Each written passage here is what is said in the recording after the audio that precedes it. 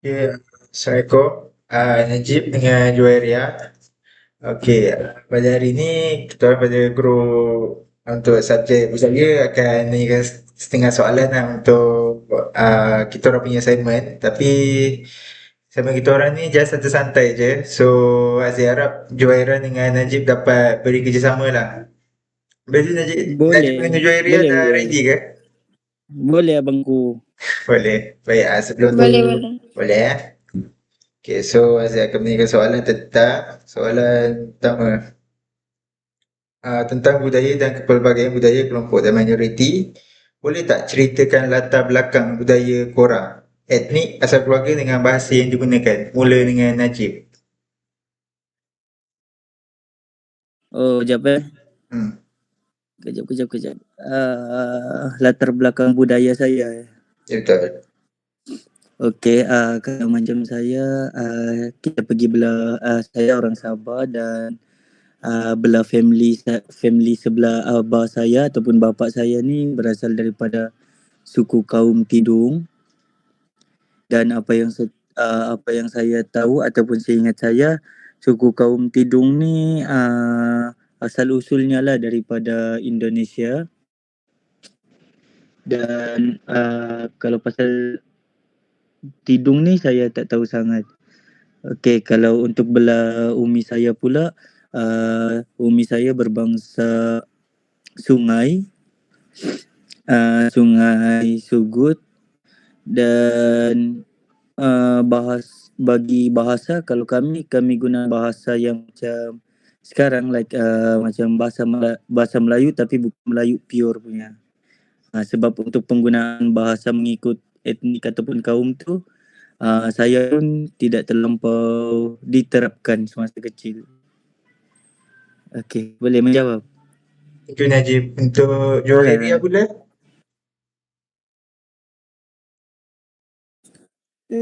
Kalau saya, kalau belah bapa dia bangsa Iranun, kalau belah mak dia bangsa Bajau. Bajau apa eh? Lebih kurang Bajau tapi area Papar. Bajau Malanau tak silap. Kalau mama. So kalau berkaitan dengan bahasa pula, dia sama je. Kalau macam Iranun dia pakai bahasa Iranun, kalau Bajau tu dia pakai bahasa Bajau juga kalau untuk kawasan rumah. Lagi soalan dia? Lupa. Okay, thank you Juwairia. Okay, sekarang ni untuk soalan kedua pula. Saya nak tanya pada Najib. Apakah nilai budaya atau prinsip hidup yang paling ditekankan dalam komuniti Najib? Kalau macam saya, nilai budaya atau prinsip hidup yang paling ditekankan dalam komuniti tempat saya, yang saya rasa paling penting, jaga adab lah.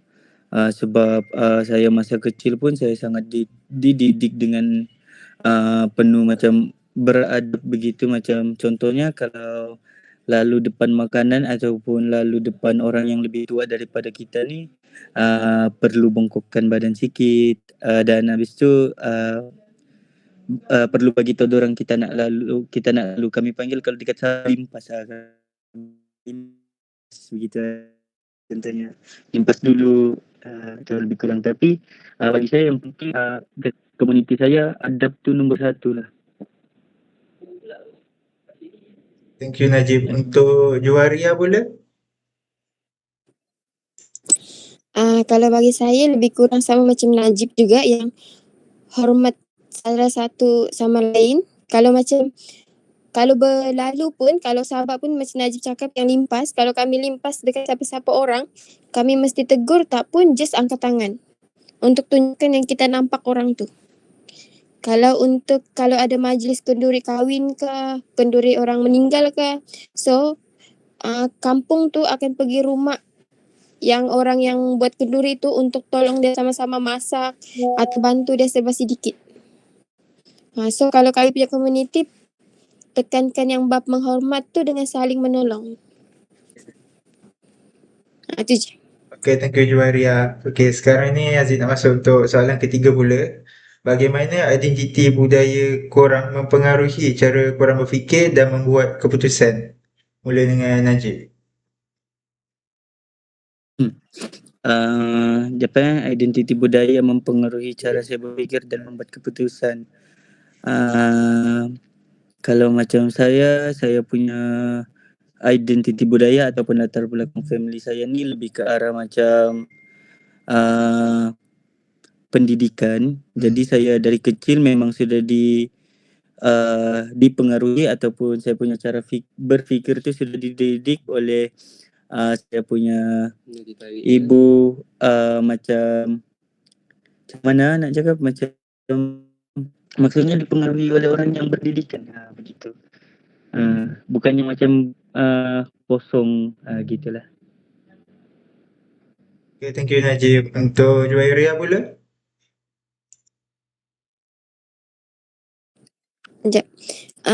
Kalau saya pula, kalau untuk budaya Iranus saya tinggal dengan bapa kan.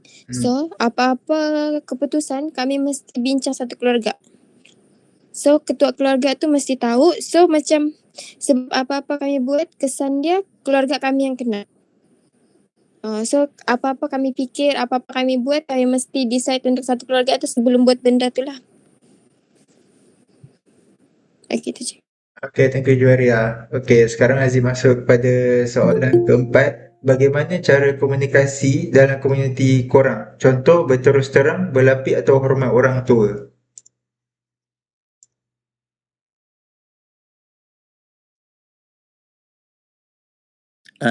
Kalau macam saya, cara komunikasi dalam saya punya komuniti tu ada beberapa certain yang perlu berterus terang. Kalau macam betul-betul salah tu kira memang perlu terus terang lah.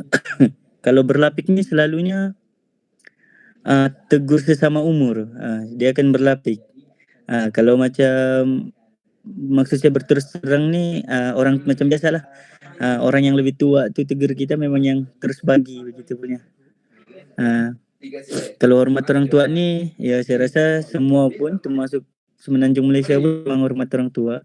Dan paling penting nada suara. Memang tak boleh tinggi lah. Gitu. Okay, thank you Najib. Untuk Juwairia pula? Kalau saya pun hampir sama macam Najib, cuma kalau saya nak tambah sikit, kalau yang berkaitan, kalau sama umur, kita boleh je nak bercakap kasar ke, bahasa badan kita tak tunjuk sangat pun tak apa. Tapi kalau dengan dengan orang lebih tua, kita punya, kalau nak bercakap dengan dorang tu, kita punya nada, kita punya position badan tu mesti kena jaga sebab tak sopan kalau kita nak bercakap dengan dorang tu, kita tak pusingkan full badan kita menghadap dorang. So kalau kami lebih kepada yang tu. Okay, baik, thank you Juwairia. Okay, sekarang Aziz masuk pada soalan kelima. Boleh tak korang jelaskan struktur dan dinamik keluarga dalam budaya korang? Bermula dengan Najib.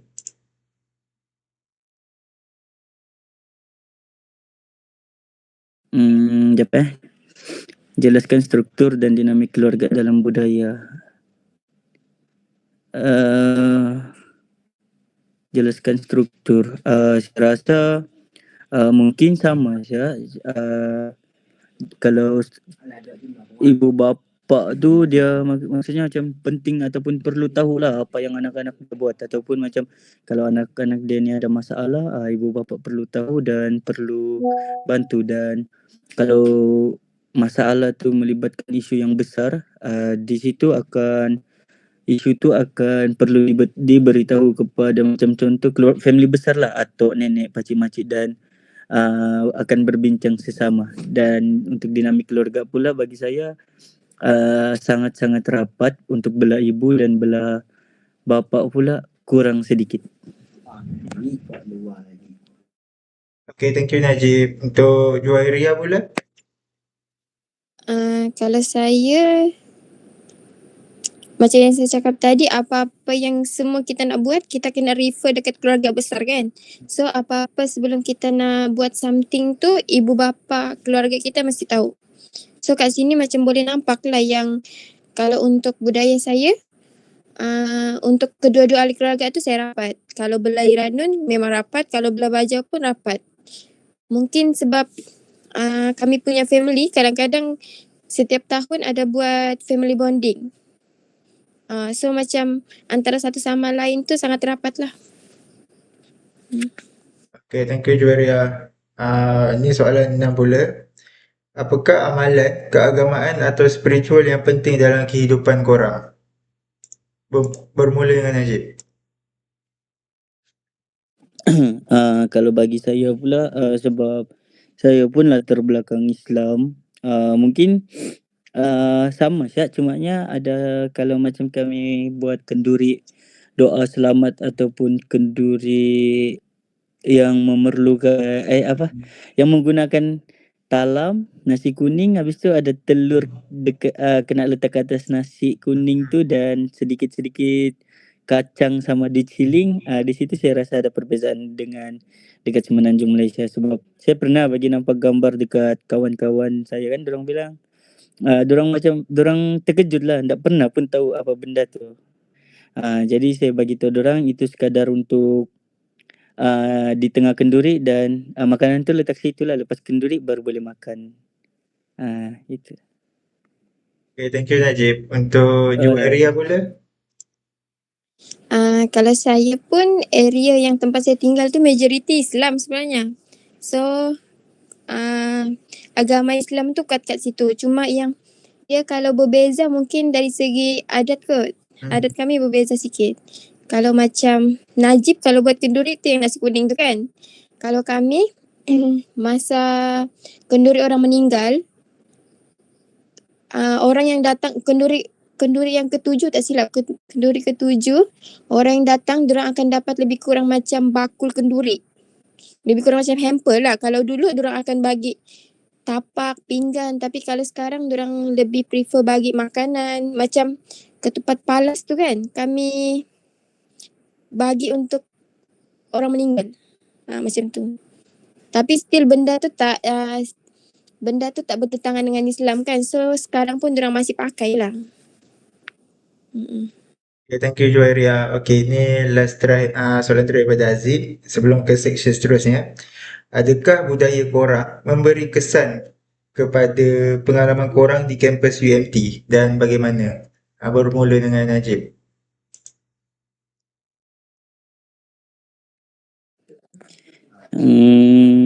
Budaya anda memberikan kepada pengalaman. Kalau macam saya memberikan kesan juga, sebab macam saya katakan tadi, di mana masa saya kecil kan saya memang budaya komuniti kami ni mementingkan adab. Jadi kesannya di sini sebab saya pun datang daripada jauh ataupun bukan negeri kat sini, orang sini, dan apa yang saya buat adalah saya menggunakan ataupun mengamalkan budaya adab yang telah dididik kepada saya untuk saya berkomunikasi ataupun gunakan di dalam kampus UMT ni. Okay, thank you Najib. Untuk Juwairia pula? Kalau saya sebenarnya sama je macam Najib, cuma nak tambah sikit berkaitan dengan mungkin disebabkan budaya saya lebih sangat berhati-hati tentang setiap benda yang saya buat. Kalau nak pergi dekat tempat area-area yang macam tempat baru kan yang kita tak pernah pergi, so kita macam terpaksa jaga kita punya bahasa, terpaksa jaga kita punya perangai. Lepas tu nak kacau benda-benda pun tak boleh. Jadi kat situ mungkin budaya tu saya terbawa sampai dekat UMT. Okay, thank you Juwairia. Dengan ni Aziz serahkan kepada Wan Nasran lah untuk bahagian section B pula.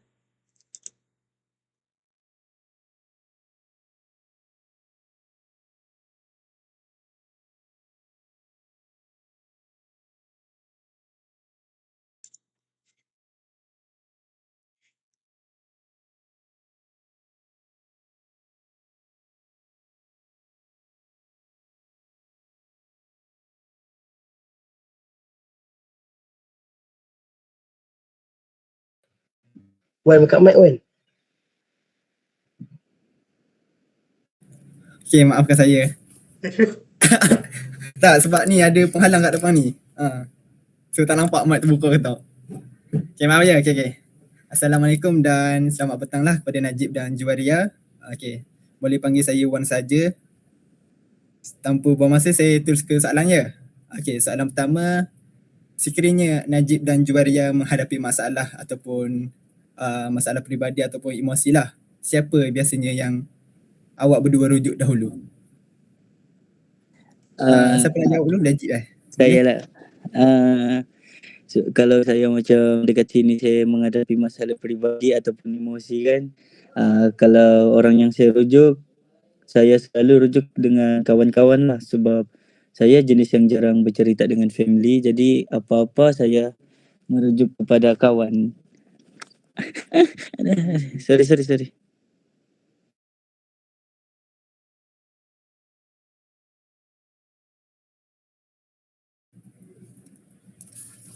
Najib okey ke? Ke dah habis? Dah habis bang. Oh dah habis, okey. Maaf ya. Macam mana pula dengan Juwaria? Kalau saya mungkin sebab saya sejenis orang yang tak mudah rapat dengan orang lain. So buat masa sekarang ni kalau berkaitan dengan isu berkaitan dengan emosi, saya akan refer kepada adik. Sebab saya tak ada kakak kan, so akan lebih meluah kepada adik. Tapi kalau berkaitan dengan yang isu yang berat sikit, mungkin saya refer terus ke parents. Supaya diorang lebih tahu awal. Okey, terima kasih. Baiklah, soalan kedua saya adalah biasanya dalam komuniti Najib dan Juwairia ni, kebiasaan mendapatkan bantuan tu daripada siapa? Contohnya lah, daripada keluarga ke, rakan ke, tokoh agama ataupun kaunselor sendiri? Nak tanya bantuan tu maksudnya bantuan dari segi apa? Ni kita bukan secara peribadi lah, kita bercakap dalam faktor komuniti. So biasanya tadi Najib dah ceritakan apa yang dengan kawan. So kalau dalam komuniti tu macam mana? Kalau saya kalau bantuan ni saya selalu daripada memang kawan lah, rakan. Melainkan kalau macam bantuan kewangan tu barulah selain daripada itu saya semua selain daripada kawan saya refer pada kawan dulu. Itu. Okey. Jadi macam mana pula dengan Juwaria? Kalau saya mungkin kalau di sini lebih kepada lebih banyak bantuan daripada kawan. Tapi kalau untuk komuniti, kalau komuniti saya kat Sabah lebih mungkin wakil rakyat kot, YB. Macam tu. Okey, terima kasih. Jadi soalan ketiga ya. Apakah pandangan komuniti Najib dan Juwaria terhadap kaunseling ataupun bantuan profesional lah daripada mana-mana pihak? Maksudnya Najib dengan Juwaria ni wakil lah kepada komuniti Najib dan Juwaria ni. Apa pandangan terhadap kaunseling dan bantuan profesional? Okey, kalau macam saya awal-awal apa yang saya ingat pasal konseling ni dia sekadar macam membantu begitu saja.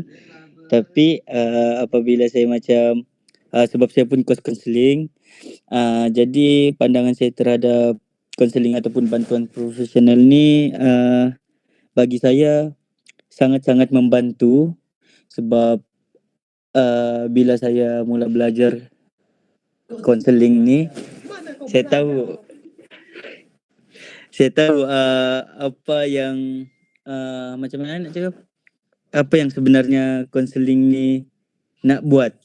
Mungkin kalau orang luar konseling ni sekadar macam untuk tolong dorang tapi kalau kita tahu apa yang ada di dalamnya.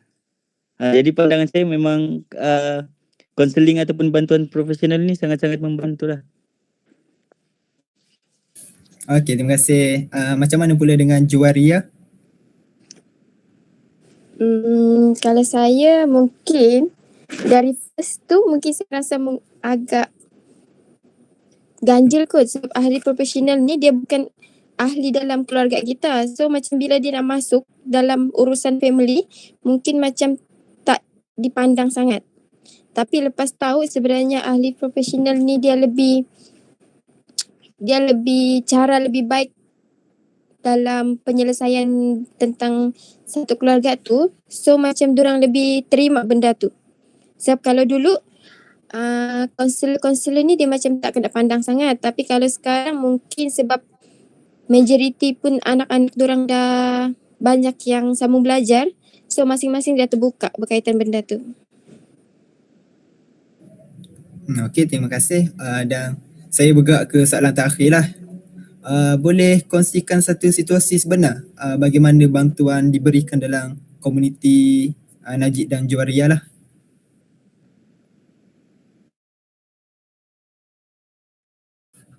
Faham Jawab. ke dengan soalan saya? Dengar. Ju, jawab Dengar. dulu Ju. Kalau saya mungkin kalau untuk komuniti, kalau macam contohnya anak Iranun, kalau macam nak sambung dekat KTYS ke, lebih kurang macam tu, dia ada sediakan satu bantuan yang kena panggil derma siswa, tak silap. So, kalau macam diorang nak sambung belajar tu, lebih kurang diorang punya yuran untuk keseluruhan kena tanggung. Lebih kurang macam tu. Kalau untuk yang pelajar, kalau yang ni mungkin bukan komuniti, mungkin dalam satu sahabat tu, kalau macam nak sambung pembelajaran, diorang ada dapat bantuan serba sedikit lah. Tapi diorang kebanyakan kena bagi dekat wakil rakyat, sebelum wakil rakyat tu bagi dekat komuniti. Macam tu. Najib. Okey, terima kasih. So macam mana dengan Najib? Okey. Saya baru teringat pula. sorry, maafkan saya. Maksud situasi sebenar di mana bantuan diberikan dalam komuniti saya, saya rasa mungkin boleh jadi bantuan untuk tiket kapal terbang kot, sebab sebelum ni kami ada pernah dapat RM500 untuk tiket penerbangan pulang ataupun datang ke sini, dan bagi saya benda tu sangat-sangat membantu. Selain tu kalau macam saya, sebab saya pun ada juga dapat beasiswa, dan bagi saya benda tu memang memberikan saya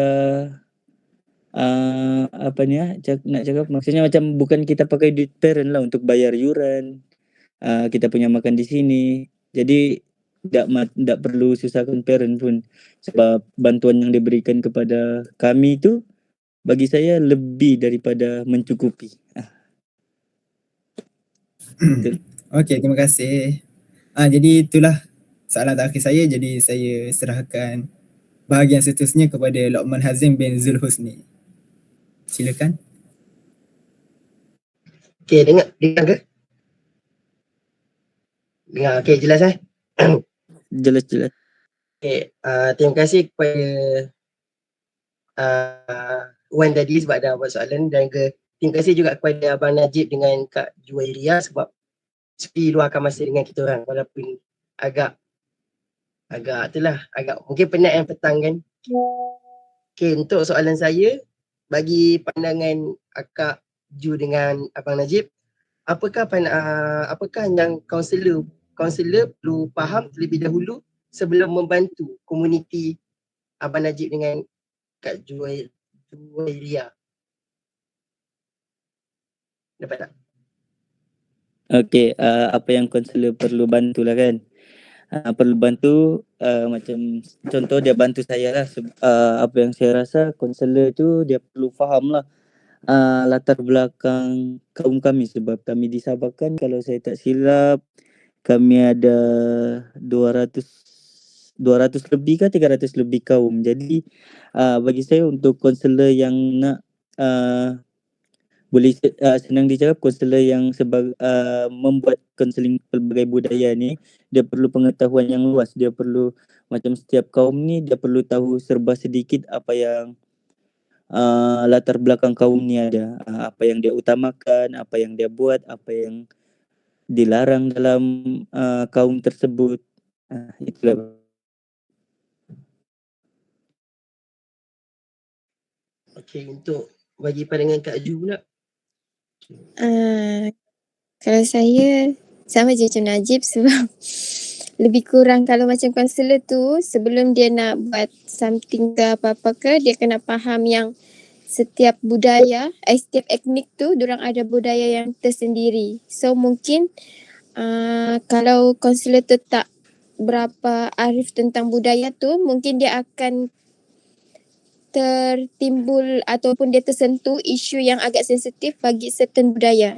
So kadang-kadang benda tu mungkin remeh bagi seseorang tapi dalam budaya tu benda tu berat. Lebih kurang macam tu. Okay. Okey, kita terus kepada soalan seterusnya. Soalan seterusnya ialah apakah sikap yang kaunselor tu perlu ada yang akak dengan abang rasa penting? Maksudnya sikap yang mereka perlu ada untuk jadi seorang kaunselor pelbagai budaya.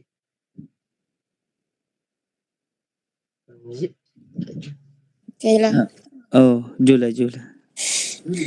Kalau saya mungkin penerimaan tanpa syarat tu sangat-sangatlah penting sebab dia mungkin kadang-kadang reaksi orang tu bila dengar kita punya adat pun kadang-kadang memainkan peranan kat situ.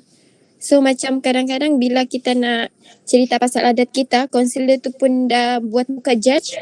So mungkin kat situ klien akan rasa tak diterima. So bagi saya mungkin penerimaan tanpa syarat tu poin penting untuk kaunselor. Okay.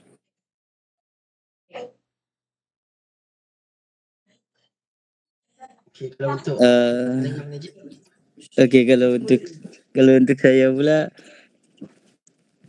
sikap kaunselor yang paling penting saya rasa tu mungkin boleh jadi macam Ju, penerimaan tanpa syarat, macam tidak menghakimi, dan paling penting memahami lah bagi saya sebab saya ada macam contoh saya macam bercerita apa yang saya buat dekat kampung saya, tempat saya tu kan, dan orang-orang ataupun rakan-rakan saya ni dorang macam pelik lah begitu.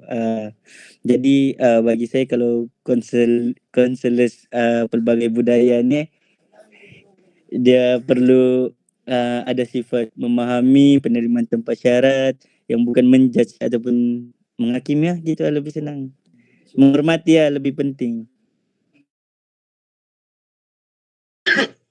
So yang untuk soalan yang seterusnya, apakah bentuk yang sesuai iaitu bentuk pendekatan kaunseling yang abang akak rasa lebih sesuai dengan budaya abang akak?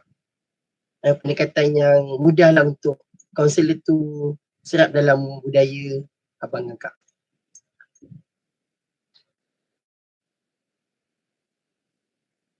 Abang Najib, Kak Ju, jawab. Sekejap apakah Boleh, bentuk boleh. pendekatan kaunseling yang anda rasa lebih sesuai pendekatan kaunseling? Pendekatan kaunseling maksudnya sekejap. Saya rasa macam lebih kurang macam tadi jugalah sebab kaunselor tu dia first perlu ada pengetahuan. Sebab kalau kaunselor yang kosong ataupun tiada ilmu ni saya rasa mungkin dia pun akan blur. Jadi bagi saya pengetahuan tu sangat penting. Habis tu memahami apa lagi yang saya rasa lain, memahami, menghormati, tapi yang saya perlu tekankan perlu ada pengetahuan lah tentang sesuatu budaya yang contoh dia buat sesi konseling dengan etnik sungai, jadi dia perlu ada pengetahuan yang dalam ataupun pengetahuan serba sedikit tentang suku kaum sungai ni. Jadi kalau macam klien tu cerita ataupun meluah, konselor tu tahulah bahawa itu adalah macam adat ataupun memang budaya etnik sungai itu. Okay. Okay, bagi pandangan Kak Ju pula. Kalau saya lebih kurang macam Najib juga.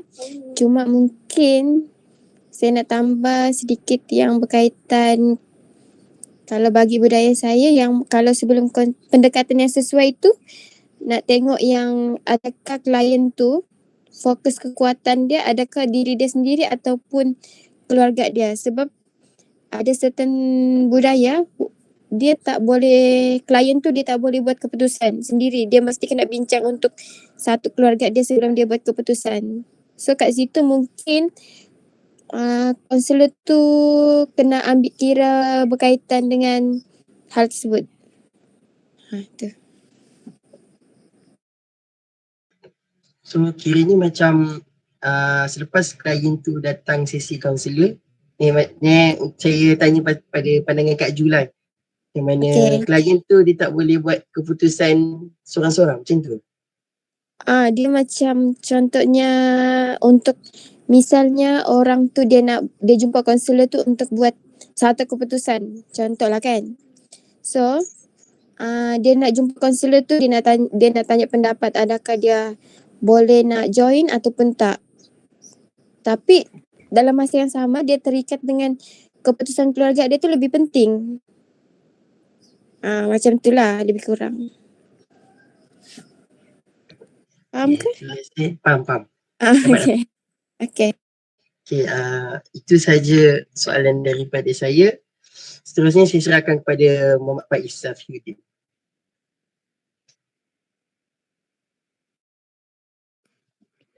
Okay, baik. Saya akan meneruskanlah dengan soalan seterusnya. Okay, baik. Saya nak tanyalah kepada Najib dengan Juwairia, apakah cabaran utama yang mungkin dihadapi kaunselor ketika berurusan dengan individu dari komuniti Najib dengan Juwairia? Bermula pada Najib dulu.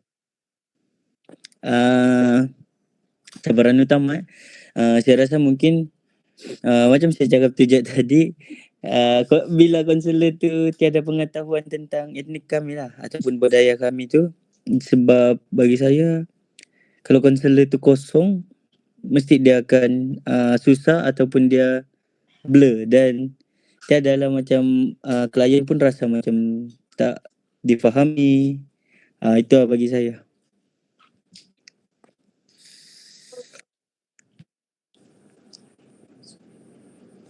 Juwairia pula? Kalau saya mungkin dari segi bahasa.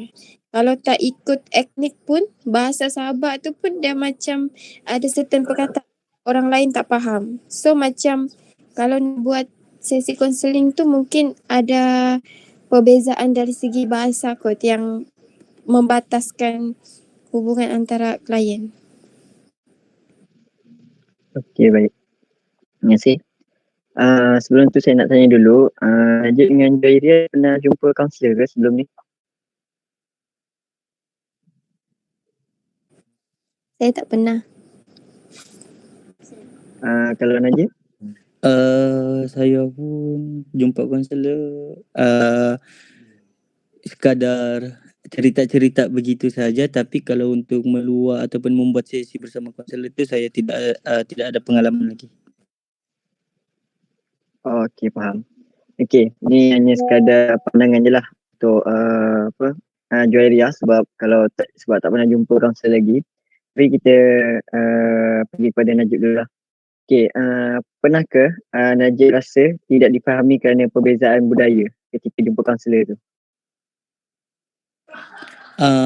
Setakat ni saya pernah rasa begitu sebabnya konselor tu pun bukan daripada Borneo dan dia pernah tanya saya maksudnya macam kalau macam kami kan ada, kalau kamu pernah nampak yang apa ulat manis ya orang bilang yang makan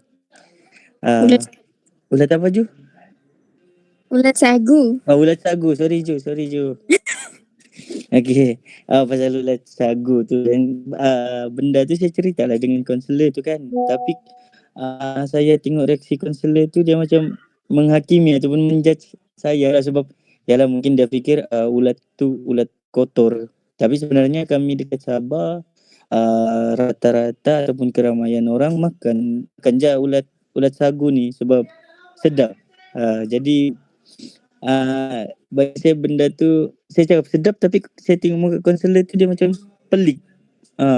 Dia macam mungkin isi hatinya, gitu lah, contoh lah. Gitu saya rasa. Itu lah bagi saya macam di mana momen saya hendak difahami oleh kaunselor tu. Oh. Jadi macam ada wujud stigma atau macam salah faham jugalah waktu tu. Iya, betul. Okay, kalau macam dari pandangan Juwairia pula macam ni. Kalau situasi itu terjadi.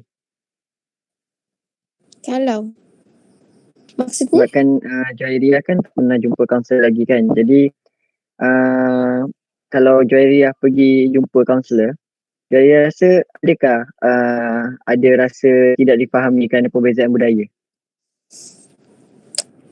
saya rasa mungkin ada sebab macam Najib cakap tadi, budaya dekat Sabah ni dia terlampau banyak. So untuk kaunselor tu faham setengah budaya tu mungkin ambil masa sikit. So saya rasa mungkin akan ada stigma yang macam Najib cakap. Okey, baik. Okey, saya pergi kepada soalan seterusnya lah. Okey, bagi Najib dengan Juwairia lah. Bagaimana perbezaan bahasa, nilai atau kepercayaan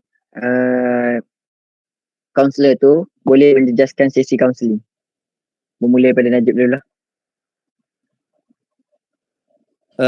Sekejap perbezaan bahasa, nilai dan kepercayaan. Ya, betul. Saya rasa kalau perbezaan bahasa tu mungkin ada sedikit.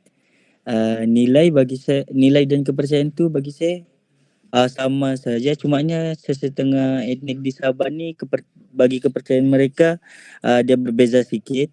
Ada yang percaya mungkin lebih kepada yang bukan beragama Islam, sebab dorang apa yang saya faham, dorang lebih banyak kepercayaan yang lain. Contohnya saya pernah dengar macam satu etnik ni kalau dia nak berpindah rumah baru, dia akan bawa pulut kuning dan letak di titik tengah rumah tu selama 1 malam. Dan keesokannya tu baru dorang boleh pindah rumah. Bagi saya kalau bahasa tu tak sangat, nilai pun saya rasa sama saya Borneo dan Semenanjung Malaysia ni. Dan untuk menjejaskan sesi konseling tu saya rasa sangat tinggi dia terjejas apabila kepercayaan tu berbeza. Itulah. Okey, baik. Juwairia pula? Minta ulang soalan boleh? Okey, boleh.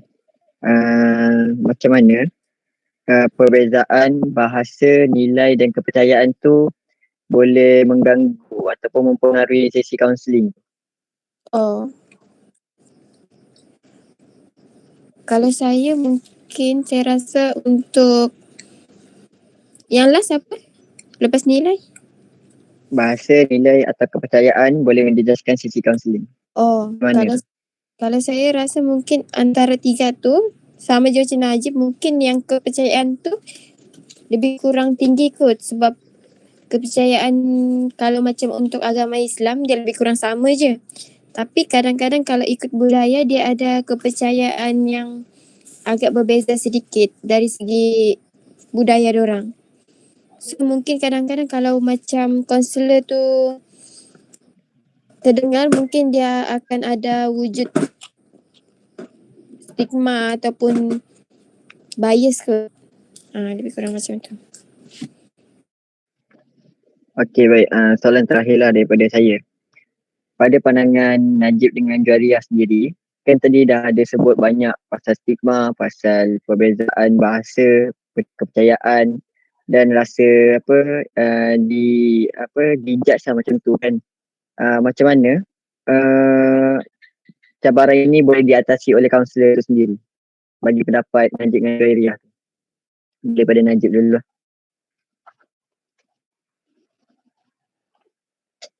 Sekejap.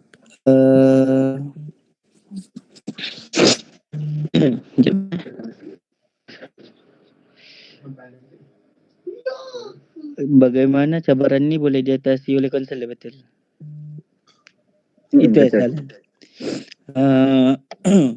Okay, first bagi saya di mana konselor yang profesional ni dia perlu tahu ataupun dia perlu tahu tentang sesuatu budaya tu, ataupun senang cakap dia punya pengetahuan tu mesti luas lah. Dan untuk penceritaan klien tu bagi saya konselor tu perlu faham ataupun mendalami, ataupun dia boleh mencuba dulu untuk memposisikan dirinya sebagai klien itu. Sebabnya bagi saya kalau mungkin konselor tu dia akan menghakimi jika dia rasa benda tu tak masuk akal. Tapi paling saya nak tekankan di sini, konselor tu dia perlu mempunyai pengetahuan yang banyak lah. Macam yang saya cakap juga tadi dekat sebelum-sebelum ni. Faham. Kalau Juwairia sendiri macam mana? Kalau bagi saya, kalau paling penting konselor tu dia mesti tingkatkan dia punya kecakapan pelbagai budaya, sebab dari arah situ dia boleh kenal yang banyak budaya yang ada yang terdapat dekat Sabah ni. Dengan lagi satu mungkin dia boleh menunjukkan ketarikan ataupun macam dia tunjuk yang dia agak teruja nak kenal budaya Sabah. So bila dia tanya soalan berkaitan dengan budaya kami ni, dia macam kami akan lebih terbuka nak menceritakan benda tu. So dekat situ konselor tu boleh tahu serba sedikit tentang budaya ataupun isu sensitif bagi sesetengah budaya. Macam tu. Okey, baik. Faham. Okey, baik. Terima kasih. Itu saja soalan daripada saya. Terima kasih kepada Najib dan Juwairia kerana menjawab. Seterusnya saya membuka peluang kepada saudara Amor untuk bertanya soalan. Okay, bismillahirrahmanirrahim. Selamat petang kepada Abang Najib dan Kak Ju. Untuk soalan pertama saya nak tanya, apakah persamaan yang ada pada komuniti di Semenanjung ni dengan komuniti di tempat Kak Ju dan Abang Najib?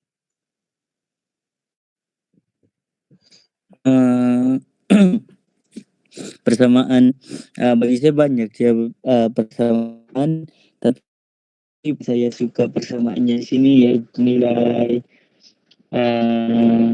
tolong menolong. Sebab kenapa saya cakap nilai tolong menolong, sebabnya saya sambung belajar di sini dan sekarang pun saya sudah tinggal di rumah sewa, dan saya tiada apa-apa kenderaan langsung untuk pergi ke universiti. Dan di situlah saya nampak di mana kawan-kawan rumah saya ni sangat-sangat membantu saya lah dengan saya selalu tumpang dorang naik motor untuk pergi ke universiti. Jadi bagi saya persamaan di sini yang paling dekat untuk saya adalah nilai tolong menolong. Okey, itu je.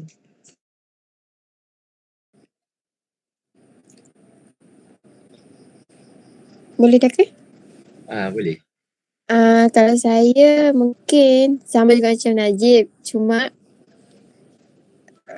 untuk saya nak tambah berkaitan kalau macam dekat budaya Semenanjung ni sama je macam sahabat yang saya rasa mungkin yang sama tu dari segi menghormati antara satu sama lain.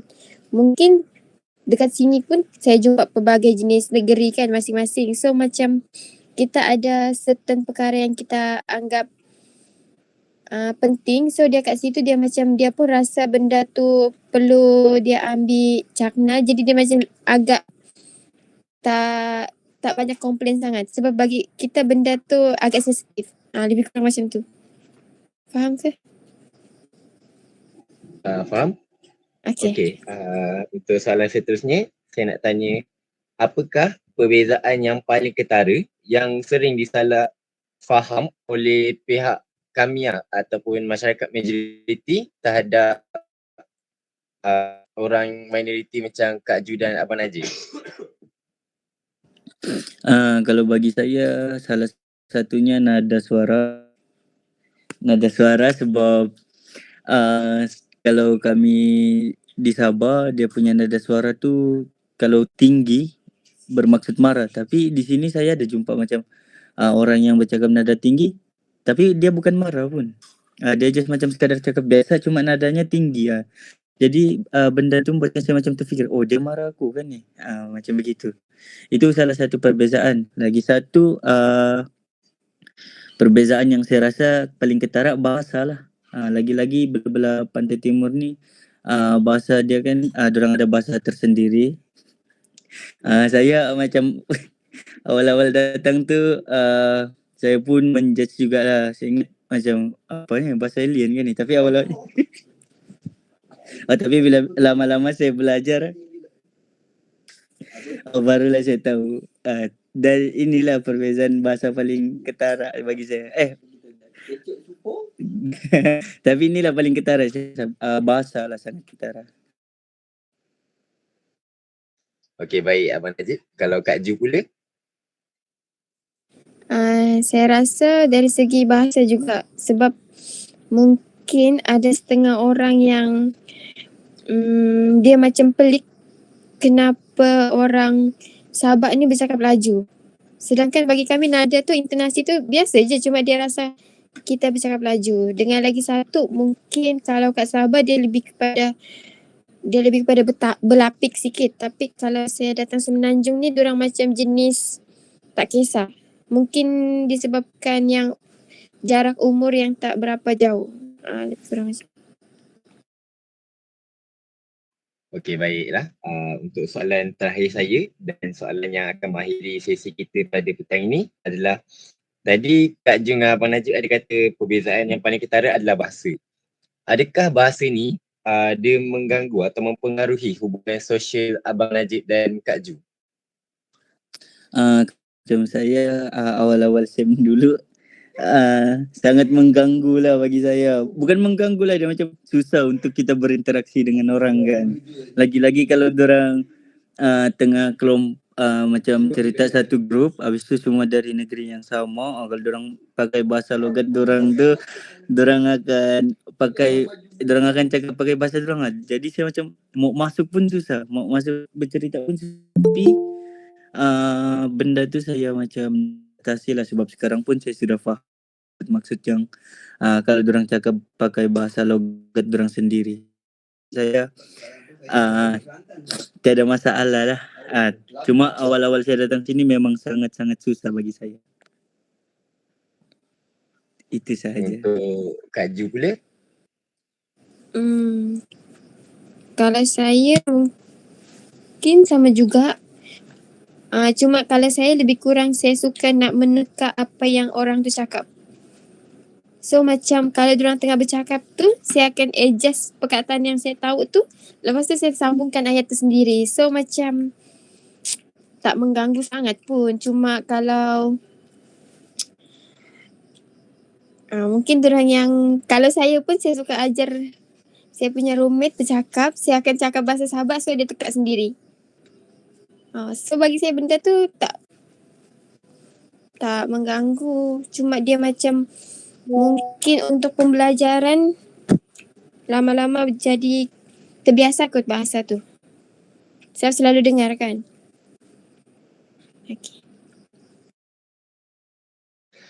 Okey, baiklah. Terima kasih. Saya pass semula kepada Haziq. Okay, terima kasih Kak Juara dengan Najib sebab telah beri kerjasama kepada kami lah untuk membuat temu tugas hari ini. Kami harap sesi hari ini dapat memberi pendedahan kepada kami tentang pelbagai budaya yang banyak. So, macam saya cakap lagi, ribuan terima kasih kepada Najib dan Kak Juara. Terima kasih. Alright. Terima kasih juga. Gepuk. Bye-bye. Okay, Assalamualaikum. Terima kasih. Salam warahmatullahi.